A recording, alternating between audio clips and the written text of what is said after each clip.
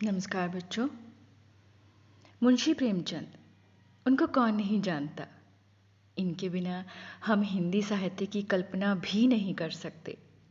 ईदगाह इनकी शाहकार कहानी है जिसमें प्रेमचंद जी ने एक छोटे से मासूम बच्चे की मनोदशा को बखूबी दर्शाया है। तो चलिए फिर सुनते हैं कहानी ईदगाह। रमज़ान के पूरे 30 रोज़ों के बाद आज ईद आई है। गांव में कितनी हलचल है। ईदगाह जाने की तैयारियां हो रही हैं। लड़के सबसे ज़्यादा प्रसन्न हैं। किसी ने एक रोज़ा रखा है, वह भी दोपहर तक। किसी ने वह भी नहीं। लेकिन ईदगाह जाने की खुशी उनके हिस्से की चीज़ है। रोज़े बड़े बूढ़ों के लिए होंगे, इनके लिए तो ईद है। रोज़ ईद का नाम रटते थे, आज वह आ गई। वे बार बार अपनी जेबों से अपना खजाना निकाल कर गिनते हैं और खुश होकर फिर रख लेते हैं। महमूद गिनता है, 1 2 10 12, उसके पास 12 पैसे हैं। मोहसिन के पास 1 2 3 8 9 15 पैसे हैं। इन्हीं अनगिनत पैसों में अनगिनत चीज़ें लाएंगे। खिलौने, मिठाइयाँ, बिगुल, गेंद और न जाने क्या क्या। सबसे ज़्यादा प्रसन्न है हामिद। वह 13-14 साल का गरीब सूरत दुबला पतला लड़का, जिसका बाप गत वर्ष हैजे की भेंट हो गया और माँ न जाने क्यों पीली होती होती एक दिन मर गई। किसी को पता न चला क्या बीमारी है। हामिद के पाँव में जूते नहीं हैं, सिर पर पुरानी टोपी है जिसका गोटा काला पड़ गया है। फिर भी वह प्रसन्न है। हामिद भीतर जाकर दादी से कहता है, तुम डरना नहीं अम्मा, मैं सबसे पहले आऊँगा, बिल्कुल ना डरना। अमीना का दिल कचोट रहा है। गांव के बच्चे अपने अपने बाप के साथ जा रहे हैं। हामिद का बाप अमीना के सिवा और कौन है। उसे कैसे अकेले मेले में जाने दे। इस भीड़ भाड़ में बच्चा कहीं खो जाए तो क्या हो। नन्ही सी जान 3 कोस चलेगा कैसे। पैरों में छाले पड़ जाएंगे। जूते भी तो नहीं हैं। कुल 2 आने पैसे हैं। 3 पैसे हामिद की जेब में और 5 अमीना के बटुए में। यही तो बिसात है और ईद का त्योहार। गांव से मेला चला और बच्चों के साथ हामिद भी जा रहा था। कभी सब दौड़कर आगे निकल जाते, फिर किसी पेड़ के नीचे खड़े होकर साथ वालों का इंतज़ार करते। ये लोग क्यों इतना धीरे चल रहे हैं। हामिद के पैरों में तो जैसे पंख लग गए थे। वह कभी थक सकता है। शहर का दामन आ गया। अब बस्ती घनी होने लगी है। ईदगाह जाने वालों की टोलियां नजर आने लगी, एक से एक भड़कीले वस्त्र पहने हुए। कोई इक्के तांगे पर सवार, कोई मोटर पर। सभी के दिलों में उमंग। ग्रामीणों का यह छोटा सा दल अपनी विपन्नता से बेखबर, संतोष और धैर्य में मगन चला जा रहा था। बच्चों के लिए नगर की सभी चीज़ें अनोखी थीं। जिस चीज़ की ओर देखते देखते ही रह जाते और पीछे से बार बार हॉर्न की आवाज़ होने पर भी ना चेतते। हामिद तो मोटर के नीचे आता आता बचा। सहसा ईदगाह नजर आया। ऊपर इमली के घने वृक्षों की छाया है। नीचे पक्का फर्श है जिस पर जाजिम बिछा हुआ है और रोजेदारों की पंक्तियां एक के पीछे एक ना जाने कहाँ तक चली गई हैं, पक्की जगह के नीचे तक। जहाँ जाजिम भी नहीं है, यहाँ कोई धन और पद नहीं देखता। इस्लाम की निगाह में सब बराबर हैं। इन ग्रामीणों ने भी वजू किया और पिछली पंक्ति में खड़े हो गए। कितना सुंदर संचालन है, कितनी सुंदर व्यवस्था। लाखों सिर एक साथ सिजदे में झुकते हैं और फिर सब के सब एक साथ खड़े हो जाते हैं। एक साथ झुकते हैं और एक साथ घुटनों के बल बैठ जाते हैं। कई बार यही क्रिया होती है। नमाज खत्म हो गई है, लोग आपस में गले मिल रहे हैं। तब मिठाई और खिलौनों की दुकानों पर धावा होता है।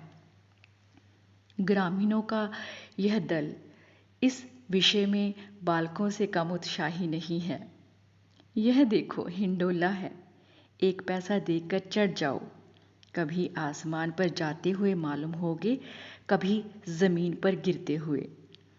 यह चरखी है, लकड़ी के हाथी, घोड़े, ऊंट छड़ों से लटके हुए हैं। 1 पैसा देकर बैठ जाओ और 25 चक्रों का मजा लो। महमूद, मोहसिन, नूरे और शम्मी इन घोड़ों और ऊंटों पर बैठते हैं। हामिद दूर खड़ा है, 3 ही पैसे तो हैं उसके पास। अपने कोष का तिहाई हिस्सा जरा सा चक्कर खाने के लिए नहीं दे सकता। सब चरखियों से उतरते हैं, अब खिलौने लेंगे। इधर दुकानों की कतार लगी हुई है, तरह तरह के खिलौने हैं। सिपाही और गुजरिया, राजा और वकील, भिश्ती, धोबिन और साधु। वाह, कितने सुंदर खिलौने हैं। अब बोलना चाहते हैं। महमूद सिपाही लेता है, खाकी वर्दी और लाल पगड़ी वाला, कंधे पर बंदूक रखे हुए मालूम होता है, जैसे अभी कवायद करने के लिए चला आ रहा हो। मोहसिन को भिश्ती पसंद आया, कमर झुकी हुई है, ऊपर मश्क रखे हुए है। मश्क का मुंह एक हाथ से पकड़े हुए है। कितना प्रसन्न है, शायद कोई गीत गा रहा है। बस मश्क से पानी उड़ेलना ही चाहता है। नूरे को वकील साहब से प्रेम है। कैसी विद्वता है उसके मुख पर। काला चोगा, नीचे सफ़ेद अचकन, अचकन के सामने एक जेब में घड़ी, सुनहरी जंजीर, एक हाथ में कानून का पोथा लिए हुए। मालूम होता है अभी किसी अदालत से जिरह या बहस किए चले आ रहे हैं। ये सब 2-2 पैसे के खिलौने हैं। हामिद के पास कुल 3 पैसे हैं।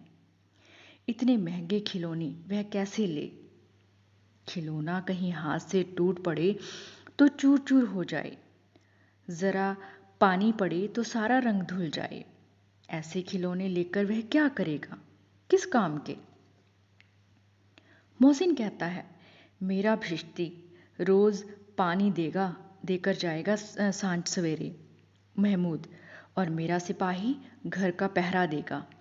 कोई चोर आएगा तो फौरन बंदूक का फायर कर देगा। शम्मी, और मेरी धोबिन रोज कपड़े धोएगी। हामिद खिलौनों की निंदा करता है। मिट्टी ही के तो हैं, गिरे तो चकनाचूर हो जाएं। खिलौने के बाद मिठाइयाँ आती हैं। किसी ने रेवड़ियाँ ली हैं, किसी ने गुलाब जामुन, किसी ने सोहन हलवा, मज़े से खा रहे हैं। हामिद बिरादरी से पृथक है। अभागे के पास 3 पैसे हैं, क्यों नहीं कुछ लेकर खाता। ललचाई आंखों से सबकी ओर देखता है। मोहसिन कहता है, हामिद रबड़ी ले जा, कितनी खुशबूदार है। हामिद को संदेह हुआ, यह केवल करूर विनोद है। मोहसिन इतना उदार नहीं है, लेकिन यह जानकर भी वह उसके पास जाता है। मोहसिन दोने से एक रबड़ी निकालकर हामिद की ओर बढ़ाता है। हामिद हाथ फैलाता है। मोहसिन रबड़ी अपने मुंह में रख लेता है। महमूद, नूरे और शम्मी खूब तालियां बजा बजा कर हंसते हैं। हामिद खिसियाया जाता है। मोहसिन, अच्छा अब की बार ज़रूर देंगे हामिद, अल्लाह कसम, ले जा। हामिद, रखे रहो, क्या मेरे पास पैसे नहीं हैं। शम्मी, 3 ही तो पैसे हैं, 3 पैसे से क्या क्या लोगे। महमूद, हमसे गुलाब जामुन ले जा हामिद। हामिद, मिठाई क्या बड़ी चीज़ है, किताब में इसकी कितनी बुराइयां लिखी हैं। मोहसिन, लेकिन दिल में कह रहे होगे कि मिले तो खा लें, अपने पैसे क्यों नहीं निकालते। महमूद, हम समझते हैं इसकी चालाकी, जब हमारे पैसे खर्च हो जाएंगे तो हमें ललचा ललचा कर खाएगा। मिठाइयों के बाद कुछ दुकानें लोहे की चीज़ों की, कुछ गिलट और कुछ नकली गहनों की। लड़कों के लिए यहाँ कोई आकर्षण ना था। वे सबके सब आगे बढ़ जाते हैं। हामिद लोहे की दुकान पर रुक जाता है। कई चिमटे रखे हुए थे। उसे ख्याल आता है, दादी के पास चिमटा नहीं है। तवे से रोटियां उतारती है तो उसके हाथ जल जाते हैं। अगर वह चिमटा ले जाकर दादी को दे दे तो वह कितनी प्रसन्न होगी। फिर उसकी उंगलियां कभी न जलेंगी। घर में एक काम की चीज़ हो जाएगी। अम्मा चिमटा देखते ही दौड़कर मेरे हाथ में से ले लेगी और कहेगी, मेरा बच्चा अम्मा के लिए चिमटा लाया है। हजारों दुआएं देगी। फिर पड़ोस की औरतों को दिखाएगी। सारे गांव में चर्चा होने लगेगी, हामिद चिमटा लाया है, कितना अच्छा लड़का है।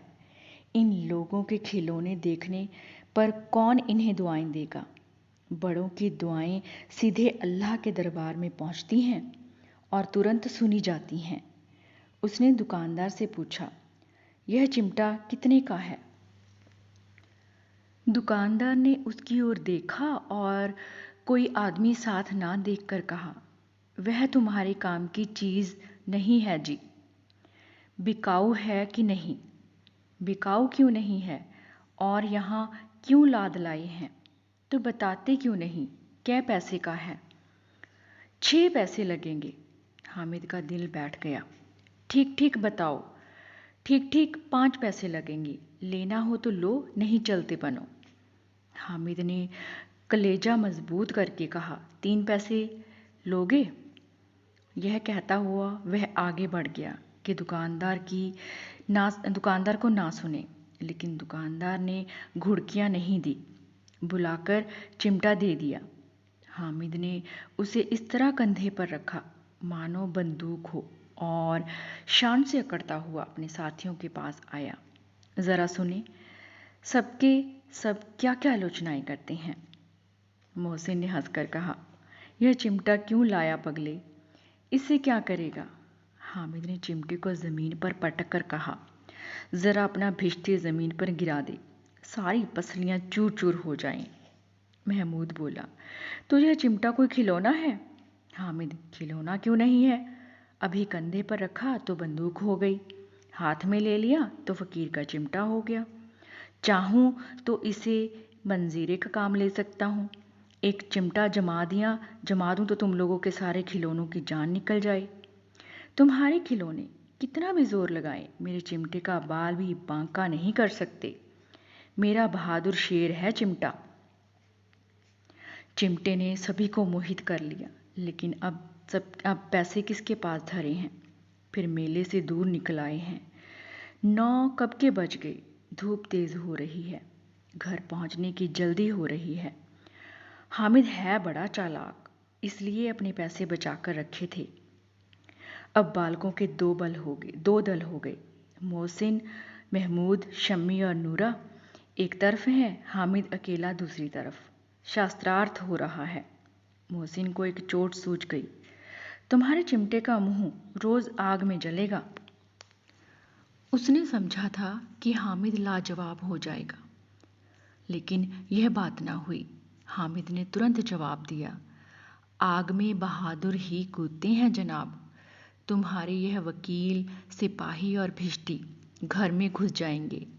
आग में कूदना वह काम है जो यह रुस्तमे हिंद ही कर सकता है। हामिद ने मैदान मार लिया। उसका चिमटा रुस्तमे हिंद है। अब इसमें मोहसिन, महमूद, नूरे और शम्मी किसी को भी आपत्ति नहीं हो सकती।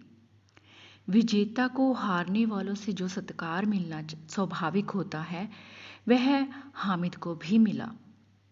औरों ने 3-3, 4-4 पैसे खर्च किए, पर कोई काम की चीज़ ना ला सके। हामिद ने 3 पैसे में रंग जमा लिया। संधि की शर्तें तय होने लगी।